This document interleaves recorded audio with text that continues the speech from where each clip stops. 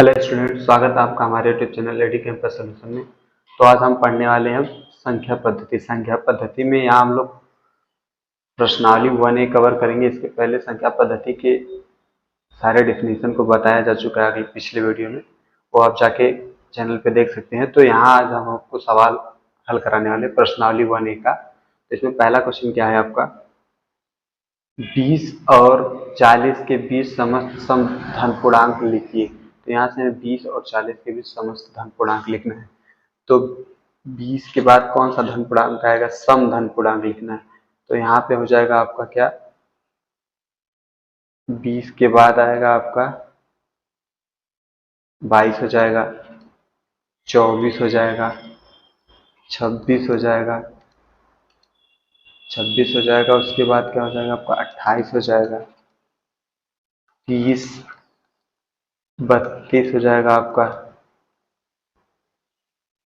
34 हो जाएगा, 36 लिख लेंगे यहाँ पे, 38 हो जाएगा। ठीक है, तो ये आपका क्या है, 20 और 40 के बीच सम धन पूर्णांक है।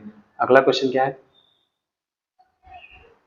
1 से 10 तक अभाज्य धन पूर्णांक लिखिए। अभाज्य धन पूर्णांक हमें लिखना है 1 से 10 के बीच, जो केवल अभाज्य संख्या किन्हें कहते हैं, वह संख्या जो केवल स्वयं से कटे और खुद से कटे, उन्हें स्वयं से कटे और एक किसी या किसी अन्य से न कटे, वो अभाज्य संख्या होती है। तो यहाँ पे आपका पहला अभाज्य संख्या क्या हो जाएगी, 2, 3 हो जाएगा, 5 हो जाएगा, और क्या हो जाएगा आपका 7 हो जाएगा। तो 1 और 10 के बीच सभी अभाज्य संख्याएं हो जाएंगी, ये 4, 2, 3, 5 और 7। अगला क्वेश्चन क्या है, 2a का व्युत्क्रमानुपाती बताइए।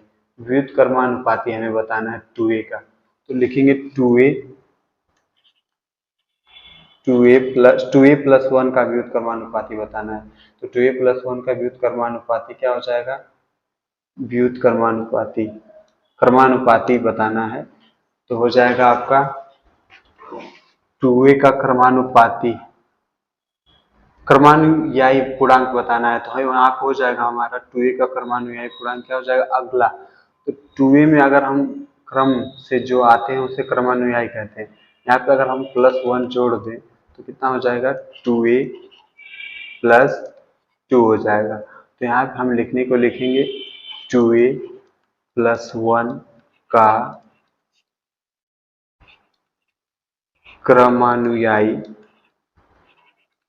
क्रमानुयायी 2a प्लस 1 का क्रमानुयायी क्या हो जाएगा आपका, इधर लिख देंगे 2a प्लस 2 हो जाएगा। अगला इसका क्रमानुयायी अगर पूछे तो क्या हो जाएगा, 2a प्लस 3, 2a प्लस 4, ऐसे करते चले जाएंगे। अगला क्वेश्चन आपका क्या है, इसमें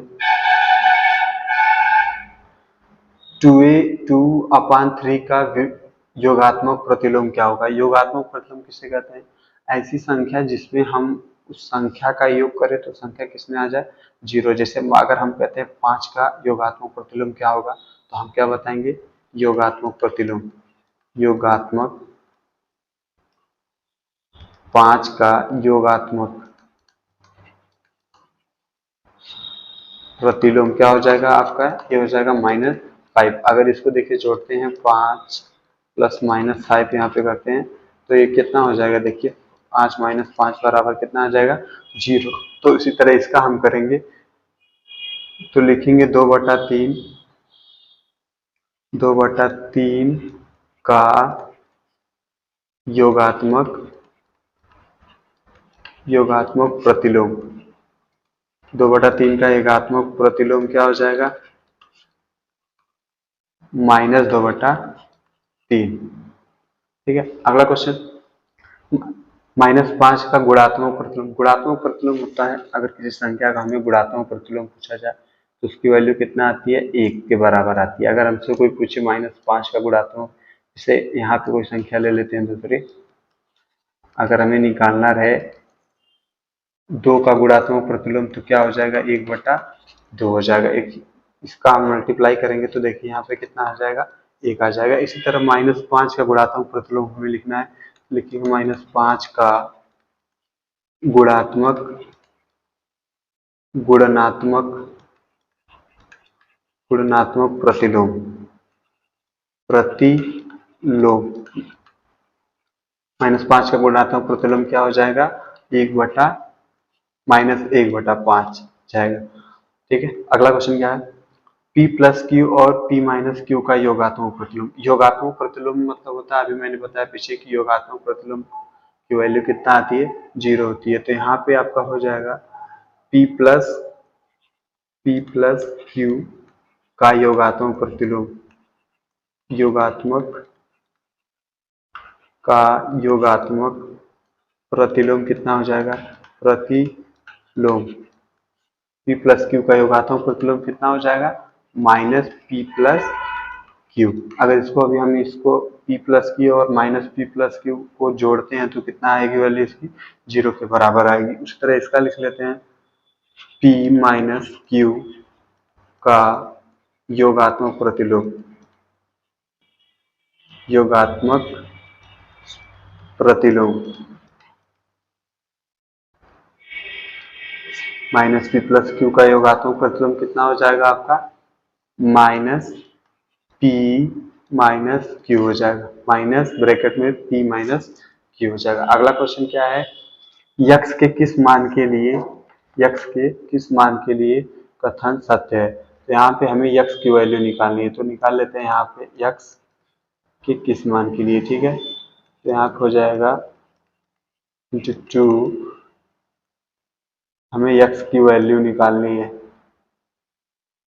यहाँ से हो जाएगा आपका × x हो जाएगा। इसको हम कैसे कर सकते हैं, × 2 और इधर क्या हो जाएगा 5 × 3 इंटू में क्या हो जाएगा आपका x। अगर देखिए इधर से कट जाए तो हमारा x2 बराबर क्या हो जाएगा, x हो जाएगा, या ऐसे लिख लेते हैं x बराबर में कितना हो जाएगा, 2 हो जाएगा। तो ये हमारी x की वैल्यू कितना आ जाएगी, यहाँ पे 2 आ जाएगी। अगला क्वेश्चन कितना है, क्या है, पूर्णांकों में ऐसी कौन सी संख्या है जो स्वयं की योज्य प्रतिलोम होती है। पूर्णांकों में ऐसी कौन सी संख्या है जिसका योज्य प्रतिलोम होता है, तो शून्य ऐसी संख्या है जो स्वयं की योज्य प्रतिलोम है। यहाँ पे लिखेंगे शून्य, शून्य ऐसी संख्या है, शून्य ऐसी संख्या है जो स्वयं की योज्य प्रतिलोम है, योज्य प्रतिलोम है, यही आपका आंसर हो जाएगा। तो पूर्णांकों में ऐसी कौन सी संख्या जिसका जो स्वयं का योज्य प्रतिलोम है, तो इसमें क्या हो जाएगा आपका 0। 0 को अगर हम 0 में जोड़ते हैं तो वैल्यू हमारी कितना आएगी, 0 ही आएगी। अगला क्वेश्चन क्या है, यदि a समधन पूर्णांक है तो बताइए कि संख्या इतने इतने सम है अथवा विषम है। तो नवा क्वेश्चन, a एक समधन पूर्णांक है तो बताइए कि a-1 और a+1 सम है अथवा विषम है। तो चलिए देखते हैं कैसे सॉल्व करेंगे। ये हो जाएगा आपका, लिखेंगे a एक समधन पूर्णांक है, a एक समधन पूर्णांक है, तब क्या हो जाएगा, a-1 एक विषम संख्या होगी, एक विषम संख्या होगी। a एक समधन पूर्णांक है तब a-1 एक विषम संख्या होगी तथा a+1 भी विषम संख्या होगी, विषम संख्या होगी।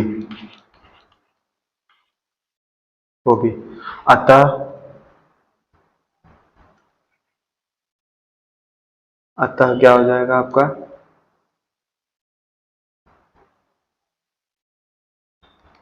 अतः अतः ए माइनस वन और ए प्लस वन विषम है, विषम विषम संख्या है। देखिए कैसे विषम संख्या है, अगर हम ए की वैल्यू क्या लेते हैं, कोई सम संख्या लेते हैं, चलिए यहाँ पे 4 ले लेते हैं। अगर ए माइनस यहाँ पे ए की वैल्यू कितना ले रहे हैं हम, 4 ले लेंगे, तो -1 करेंगे तो इसकी वैल्यू कितना आ गई, देखिए यहाँ पे 3 आ गई। और यहाँ पे ए की वैल्यू हम कितना रख ले रहे हैं, यहाँ पे चलिए फिर से हम ए की वैल्यू 4 रख ले रहे हैं, तब भी कितना आ जाएगी, वह इसकी वैल्यू कितना आ जाएगी, 5 आ जाएगी। तो यहाँ पे देखिए दोनों बार हमें कितना प्राप्त हो रहा है, यहाँ पे 3 5 विषम संख्या ही प्राप्त हो रही है। ठीक है, क्वेश्चन नंबर 10 क्या है इसमें, संख्या रेखा पर 5 और 7 का योग लिखिए। तो संख्या रेखा पर देखिए हम कैसे 5 और 7 के योग को लिखा जाता है। यहाँ पे पहले हम क्या करेंगे, एक संख्या रेखा बनाएंगे। यदि 5 और 7 का योग हमें ज्ञात करना है संख्या पे, तो तब 5 अंक दाईं ओर तथा 7 अंक इकाई रेखाखंड पर गिनते हैं और 12 पर पहुंच जाते हैं। ठीक है, तो पहले हम क्या करेंगे, एक संख्या रेखा बनाएंगे। देखिए यहाँ पे संख्या रेखा कैसे बनाते हैं, ये हो जाएगा आपका 0, यहाँ कर लीजिए 0, इधर 1 -1 होता है, -2, यहाँ पे -3, तो यहाँ पे माइनस का काम नहीं लिया, वहीं तक छोड़ देते हैं। आप हो जाएगा 1 2 3 4 5 6 7 8 9 10 11 12 हो जाएगा आपका। हमें क्या करना है, संख्या रेखा पर 5 और 7 का योग लिखना है। तो यहाँ पे हो जाएगा, देखिए पहले हम जाएंगे क्या, यहाँ से 0 से कहाँ तक, 5 तक। ठीक है, यहाँ तक आ जाइए 5 तक, 0 से 5 तक, फिर 7, यहाँ से 7 फिर जाएंगे, यहाँ पे कहाँ आ जाएंगे, 12 के पास। तो यह हो जाएगा क्या, तो यह 5 और 7 का योग कितना हो जाएगा आपका, 12 को निरूपित करता है, को निरूपित निरूपित करता है। ऐसे ही हम क्या करेंगे, लिख देंगे। तो देखिए हमारी संख्या रेखा भी बन गई और हमने योग को भी ज्ञात कर लिया। अगला क्वेश्चन क्या है इसमें, निम्नलिखित कथनों में से कथन सत्य है अथवा असत्य है, यह हमें देखना है। तो दो धन अभाज्य पूर्णांकों का गुणनफल सदैव क्या होता है, अभाज्य होता है। तो दो धन पूर्णांकों का गुणनफल सदैव अभाज्य होता है, यह कथन क्या है, असत्य है। देखिए दो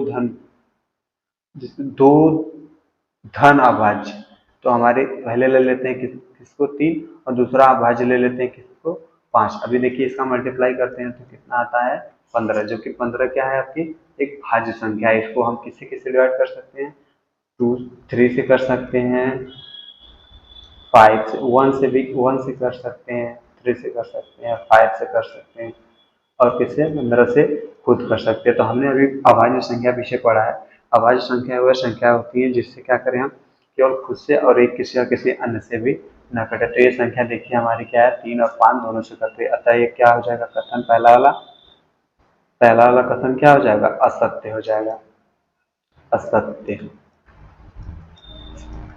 दूसरा क्या है, दो धन अभाज्य पूर्णांकों का योग सदैव अभाज्य होता है। तो दो धन, ये भी क्या हो जाएगा क्वेश्चन आपका, असत्य हो जाएगा। देखिए इसको हम ऐड करते हैं तो कितना हो जाएगा, 8 हो जाएगा। जबकि हमारा अब यहाँ पे क्वेश्चन में कहा गया है कि अभाज्य होता है, यहाँ पे अभाज्य नहीं क्या होता है, भाज्य होता है। ये भी क्वेश्चन क्या हो जाएगा आपका, असत्य हो जाएगा। अगला क्वेश्चन क्या है इसमें, यदि ए और बी कोई दो ऋण पूर्णांक है तब ए प्लस बी सदैव एक ऋण पूर्णांक होगा। ये आपका क्या हो जाएगा, सत्य हो जाएगा। ठीक है, जैसे कोई दो ऋण पूर्णांक ले लीजिए, 2 और -3 ले लीजिए। अगर इसको हम जोड़ देते हैं दोनों को तो कितना हो जाएगा, -5 हो जाएगा, जो कि देखिए ऋण पूर्णांक है, तो क्या हो जाएगा, सत्य हो जाएगा ये वाला क्वेश्चन आपका। अगला अगला क्या है, यदि a एक धन पूर्णांक है तो दिखाइए कि संख्या इतना इतना इतना संख्या a ब्रैकेट में है क्या आपका a+1 a+2 a+3 संख्या 24 को पूर्णतया विभाजित होंगी। तो हम 4 क्रमागत धन पूर्णांक हैं जिनमें से एक,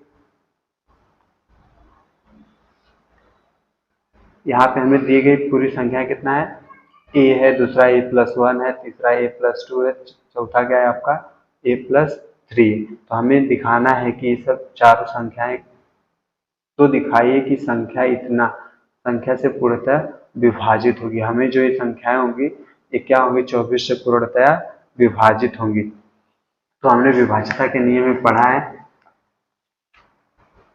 विभाज्यता के नियम में जैसा कि हम लोग पढ़े हैं कि जो संख्याएं क्या होती है, 4 से, अतः 4 से विभाजित होगा। इसी प्रकार 3 क्रमागत धन पूर्णांकों में 3 से विभाजित होगा, और इसी क्रम 2 क्रमागत पूर्णांक अगर लेते हैं तो 2 से विभाजित हो जाएगा।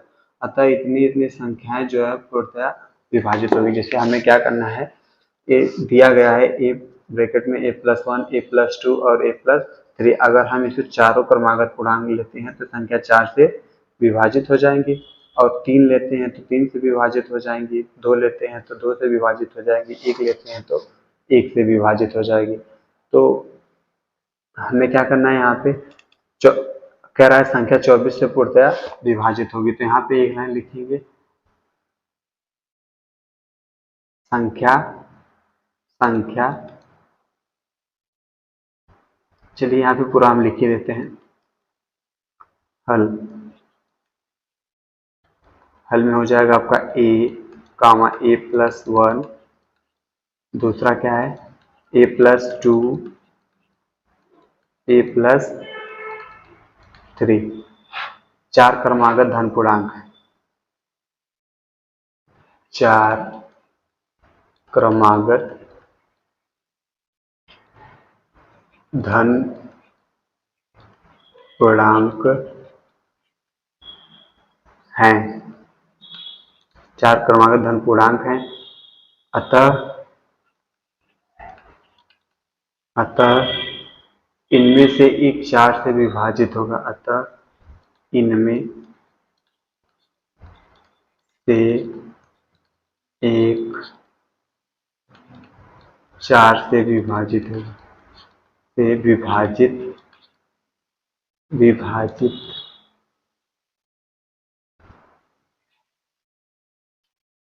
होगा, इनमें से एक 4 से विभाजित होगा। इसी प्रकार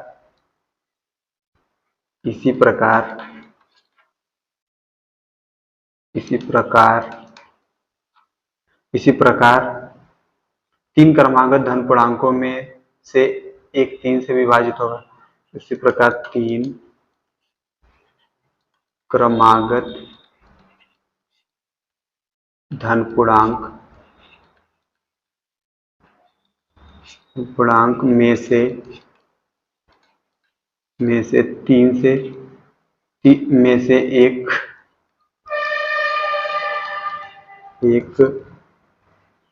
से विभाजित होगा, 3 से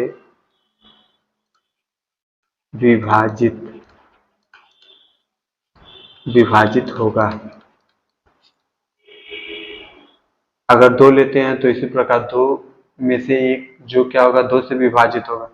अगर 2 लेते हैं विभाजित होगा। इसी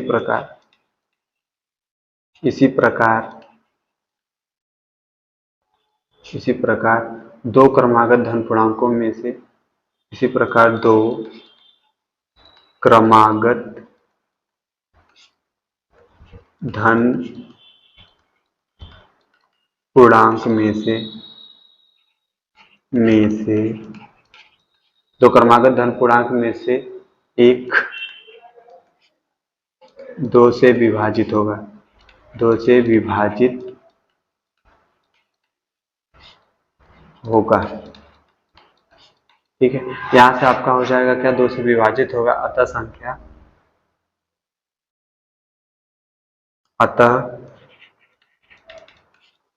अतः संख्या अतः संख्या क्या हो जाएगी आपका, ए ए कामा ए प्लस वन, ए प्लस वन कामा ए प्लस टू, कामा हो जाएगा आपका ए प्लस थ्री,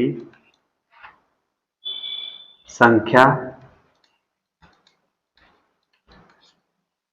4, 3 और 2 बराबर में कितना हो जाएगा आपका 24 से पूर्णतया विभाजित होगी, से पूर्णतया विभाजित होगी, विभाजित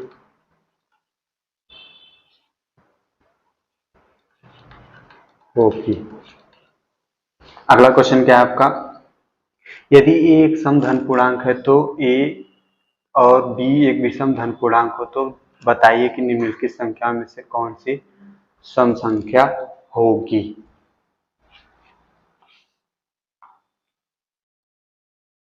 जैसा कि हमने पीछे देखा, सम संख्या से सम संख्या का अगर गुणा सम संख्या होती है तो विषम संख्या से विषम संख्या का गुणा विषम संख्या होती है, और सम संख्या और विषम संख्या से गुणा सम संख्या होती है, तथा सम और विषम संख्या का गुणा विषम संख्या का योग भी क्या होता है, विषम संख्या होती है। अतः ये संख्या सब संख्या जो दी गई है क्या हो जाएंगी, हमें क्या बताना है, इसमें से कौन सी संख्या क्या होगी, सम संख्या होगी। ठीक है, तो चलिए हम कोई एक संख्या ले लेते हैं, ए है बराबर, हम कोई संख्या ले लेते हैं, चलिए 5, और सम संख्या सम धन पूर्णांक है ना, तो ए बराबर हम क्या ले लेते हैं, चलिए यहाँ पे 4 ले लेते हैं, और बी बराबर हम क्या ले लेते हैं, 3 ले लेते हैं। बी बराबर में हम क्या मान लेते हैं, 3 मान लेते हैं। ठीक है, बी बराबर में कितना हो जाएगा आपका, 3 हो जाएगा। तो पहला हमारा क्या हो जाएगा, ए क्या है, एक सम संख्या, अगर हम ए का स्क्वायर करेंगे, 4 का स्क्वायर करेंगे तो कितना हो जाएगा, निम्नलिखित में से सम संख्या, यहाँ पे लिख लेते हैं पहले सम सम बताइए कि निम्नलिखित संख्याओं में से कौन सी सम संख्या होगी, हमें केवल सम संख्या बताना है। तो ए की जगह हम अगर 4 रखते हैं तो कितना हो जाएगा, 4 का स्क्वायर करेंगे तो कितना हो जाएगा, यहाँ पे 16 हो जाएगा। 16 क्या है, हमारे एक सम संख्या है, तो यहाँ पे ए स्क्वायर क्या हो जाएगी, आपकी सम संख्या हो जाएगी। अगर हम बी बराबर कितना रख लेते हैं, 3 रख लेते हैं, 3 का स्क्वायर करेंगे तो कितना हो जाएगा आपका, 9 आएगा, जो कि एक क्या है, विषम संख्या, तो यहाँ पे नहीं होगा। अगला क्या है, ए प्लस बी कर लेते हैं, 4 और 3 को जोड़ेंगे तो कितना हो जाएगा, 7, एक विषम संख्या है हमारा। और क्या है, अगला क्वेश्चन है, 4 और 3 का गुणा करते हैं तो कितना हो जाएगा, 12 हो जाएगा। ए आपका कितना है, सम संख्या, तो यहाँ पे ए गुणे बी भी आपकी क्या हो जाएगी, सम संख्या हो जाएगी। अगला कर लेते हैं, 4 प्लस ब्रैकेट में 4 प्लस 1 अगर करेंगे तो कितना हो जाएगा, 4 गुणे 5 में हो जाएगा आपका 20, ये भी क्या हो जाएगा, सम संख्या हो जाएगा। अतः क्या लिखेंगे यहाँ पे, ए प्लस वन, ए ब्रैकेट में ए प्लस वन हो जाएगा सम संख्या। अगला बी कर लेंगे तो क्या हो जाएगा, बी 3 प्लस 4 3 प्लस 1 कर लेंगे तो कितना हो जाएगा, 3 गुणे में 4 हो जाएगा आपका, कितना हो जाएगा, 12। अतः ये भी क्या हो जाएगा, सम संख्या हो जाएगा। ठीक है, तो ये हमारा क्या हो जाएगा, आंसर हो जाएगा। ये सब दी गई संख्याएं क्या हो जाएंगी, सम संख्या होगी। अगला क्वेश्चन क्या है, धन पूर्णांकों की किन गुण धर्मों के अंतर्गत निम्नलिखित कथन क्या है, सत्य है। हमें सत्य और असत्य यहाँ पे दिखाना है। पहला क्वेश्चन क्या है, पहला ए वाला,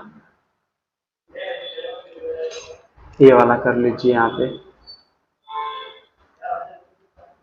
3 गुणा में कितना है, 8 प्लस 7 बराबर कितना हो जाएगा, 3 गुणे 8 हो जाएगा। एक ब्रैकेट में दिया है, दूसरे ब्रैकेट में प्लस 3 गुणे कितना है, 7 दिया है। हमें क्या करना है, इसको यह योग पर गुणा के वितरण नियम पर सत्य है। एक इसमें देखिए यहाँ पे योग का नियम लगा, यहाँ पे योग के गुणा वितरण नियम से सत्य है। यहाँ पे योग के गुणा का नियम का वितरण, इसका मल्टीप्लाई करेंगे, इसमें कितना हो जाएगा, 3 गुणा में 8 हो जाएगा, एक ब्रैकेट में कर लीजिए, इसका करेंगे तो कितना हो जाएगा, 3 गुणे 7, यहाँ पे ब्रैकेट में बीच में प्लस हो जाएगा। देखिए वही चीज हमें मिल गया, ऊपर जो चीजें हमें दी गई है। ठीक है, अगला क्वेश्चन क्या है हमारा, दूसरा बी वाला। इसमें क्या है, योग का सहचर्य नियम, यहाँ पे सहचर्य नियम, दूसरे वाले में बी वाले में क्या हो जाएगा आपका, यहाँ पे बी वाले में कर लेते हैं, योग का कौन सा नियम लगा है, सहचर्य नियम बी। योग का सहचर्य नियम का प्रयोग हुआ है इसमें, नियम से सत्य है,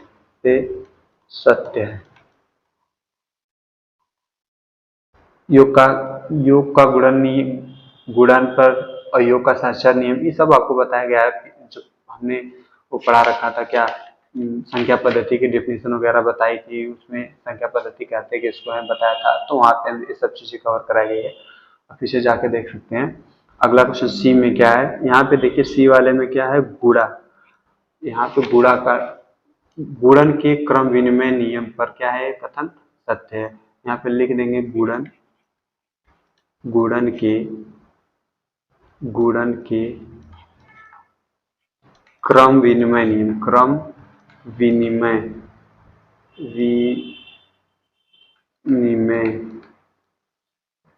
विनिमय नियम पर सत्य है, नियम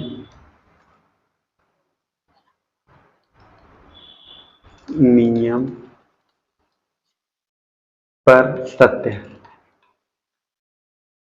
है। अगला का क्वेश्चन ये भी आपका क्या हो जाएगा, गुणा का क्रम या कथन निरसन नियम के अंतर्गत क्या है, सत्य है। हालांकि लगा यहाँ पे गुणा का क्रम विनिमय नियम भी चौथे में भी यूज हुआ है, इसको निरसन नियम, क्योंकि यहाँ पे देखिए जो डी की वैल्यू हमें क्या है, दी नहीं हुई है, तो इसको हम निरसन नियम कह सकते हैं।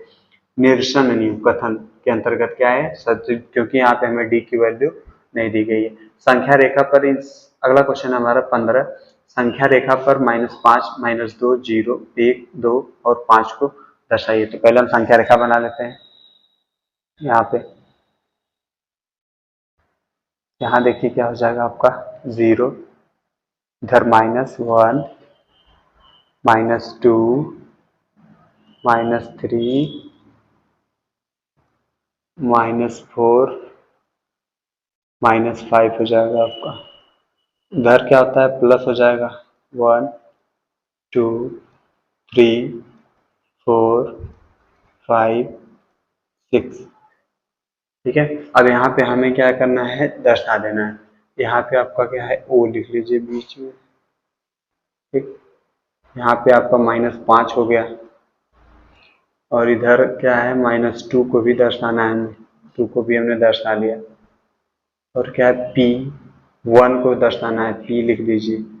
यहाँ पे Q हो जाएगा, इसको R बना दीजिए। अतः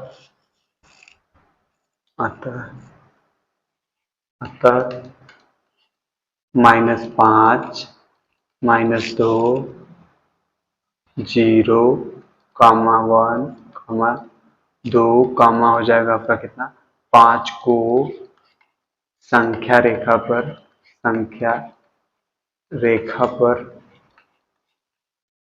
निम्न प्रकार से रख सकते हैं।